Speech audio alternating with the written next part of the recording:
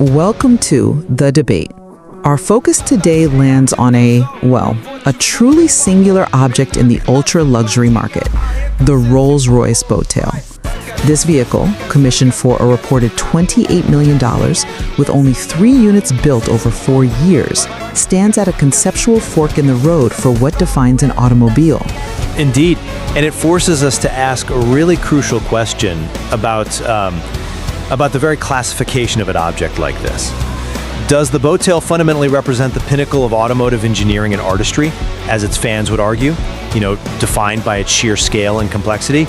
Or is it better classified as a commissioned, ultra-luxury craft piece, where the car part, the platform, is actually secondary to its bespoke function? My position is clear on this. The boat tail is the ultimate expression of automotive artistry. It's defined by the scale of its custom engineering, its mastery of industrial design, and frankly, the successful revival of the whole Coachbuild philosophy. It's a car that functions as a piece of sculpture. And I'm going to argue that while the technical achievement is, sure, undeniable, the boat tail's staggering value and its defining features place it squarely in the category of a commissioned monument, an art object. The vast majority of its design resources went toward non-automotive things, which really diminishes its status as a vehicle. Okay, so my argument, it really rests on the sheer, uncompromising ambition of the engineering that was required to even execute this vision. Reviving the Coachbuild program, which, this means designing a unique 5.8 meter long body from scratch for individual clients, that represents a profound commitment to automotive design. We're not talking about minor customization here. And the fact that it took 4 years and required designing and engineering over 1,800 new parts for each client, that shows a level of bespoke integration that is truly the apex of the industry's capability. Artistry here is synonymous with technical mastery. And the vehicle, it still has Rolls-Royce's powerful 6.75-liter V12 engine.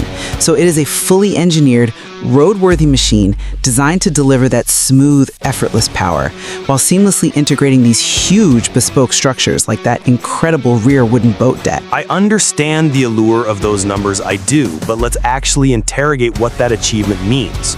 When an object costs $28 million and is limited to 3 units, its primary identity is exclusivity, it's monumentalism. The value isn't derived from its chassis dynamics. In fact, the source material says, and this is a quote, "It was created not for the road, but for the legacy of its owners." This strongly suggests that the driving part is competent, sure, but it's completely subordinate to its status as a piece of commissioned art. The real value driver is its non-automotive function. Think about its most celebrated feature, the butterfly hosting suite.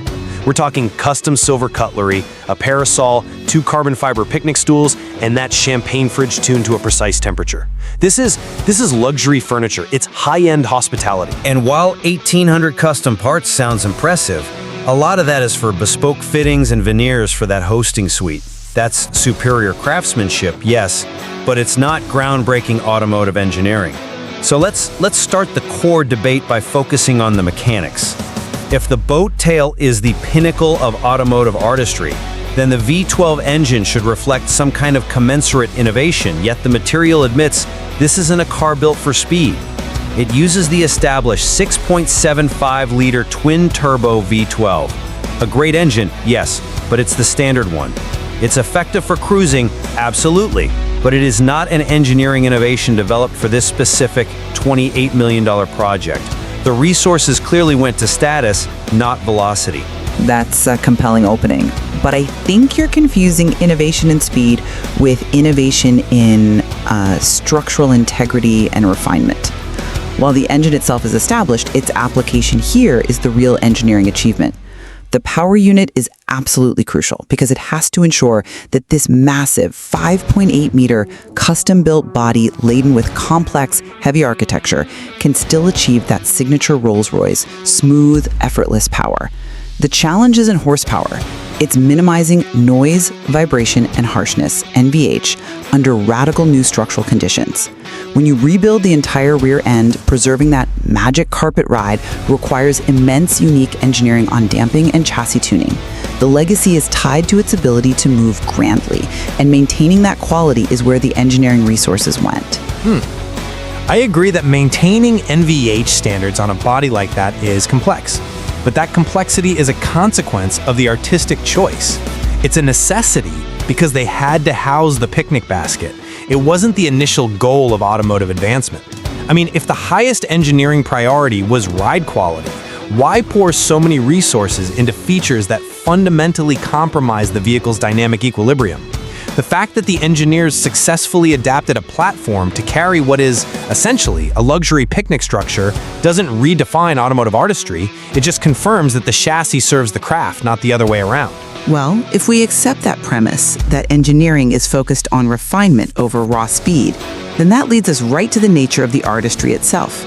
I still maintain the artistry lies precisely in reviving the Coachbuild program. The technical achievement is enabling a vehicle to be designed from scratch according to the personal lifestyle of each owner. You mentioned the body length. Think about the torsional rigidity required for a hand-built 5.8-meter structure to withstand road use for decades. This isn't just panel beating. And consider the industrial design challenges, developing ultra-slim headlights that still meet all the international safety regulations, or reshaping the Pantheon grille while integrating sensors. This synthesis of high-level design, bespoke complexity, and luxurious finish is a new high watermark. I'm just not convinced by that line of reasoning. You're confusing mastery of execution with conceptual innovation. The core design is fundamentally retrospective. It's explicitly inspired by classic 1920s Rolls Royce yacht designs, so it has this backward-looking aesthetic. The artistry is magnificent, yes, but it's artistry in the finish, the wood, the veneers, the paint, not in conceptual innovation that pushes the automobile forward. We've seen slim headlights before. What sets this apart is the priority of personalization, and that personalization is focused overwhelmingly on stationary, non-driving moments. The entire structure is designed around those butterfly wings opening up. This suggests the vehicle is, well, it's a moving stage for social consumption. It prioritizes an external, performative function over driving. But the technical difficulty in achieving that stationary moment is exactly the engineering achievement I'm highlighting. You're isolating the non-automotive features, but the true artistry is in the fusion. So let's talk about the hosting suite. You're right, it's the defining feature. But let's consider the engineering needed for that champagne fridge to be precisely tuned to a specific temperature in a deployable system exposed to the elements. That requires bespoke thermal management systems integrated into the car's electrical and cooling architecture. That level of detailed precision elevates the object, but only because the automotive engineering foundation allows for it. I just don't buy that allocating immense engineering resources to bespoke refrigeration for champagne is the peak of automotive artistry. It's the peak of ultra-luxury goods.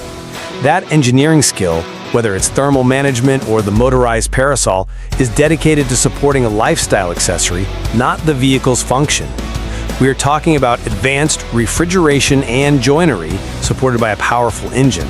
That's a key distinction. The Boat Tail is valued like a masterpiece jewel box, where the engine is just the platform the jewels sit on. It sets a standard for high-end furniture integration, not for the future of transportation.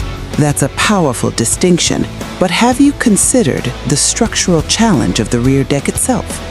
It's made of open-pore Calais do Legno wood, which is beautiful but very sensitive to moisture and temperature. To integrate the Butterfly hosting suite requires advanced material science and climate control, not just for the champagne, but for the wood and the leather. It needs structural integrity, complex, silent mechanisms, and harmonization with the car's CAN bus system. It's a complete luxury ecosystem built into a road-legal vehicle. This level of complexity is precisely why it's an engineering tour de force.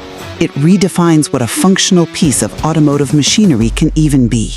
But that complexity just confirms the shift in design intent. The engineers were tasked with solving problems related to picnicking, not problems related to efficiency or range or dynamic safety. This focus proves the Boat Tail is a singularity, a monument built to serve the extreme wishes of its owner. It uses an automotive platform because a monument that can drive itself to the next picnic spot is more convenient than one that can't. It doesn't set a new standard for the industry's future.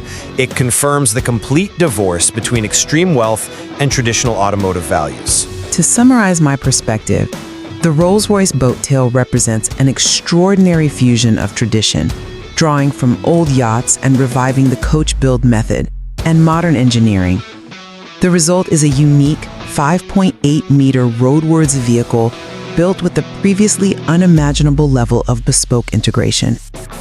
Its ultimate achievement is in redefining the purpose of a luxury vehicle, prioritizing presence and specialized integration, while flawlessly maintaining that effortless power from the V12. It is, I believe, the highest order of functional automotive sculpture. And I come at it from a fundamentally different way. While acknowledging the incredible technical complexity, the Boat Tail's primary claim to fame rests overwhelmingly on its price, its extreme rarity, and its dedication to non-automotive features, especially that butterfly hosting suite. I believe it is best viewed as a commissioned, bespoke art piece that just happens to use a Rolls-Royce chassis. It's valued primarily for the legacy and exclusivity it gives its owners, rather than for its contribution to automotive engineering or performance.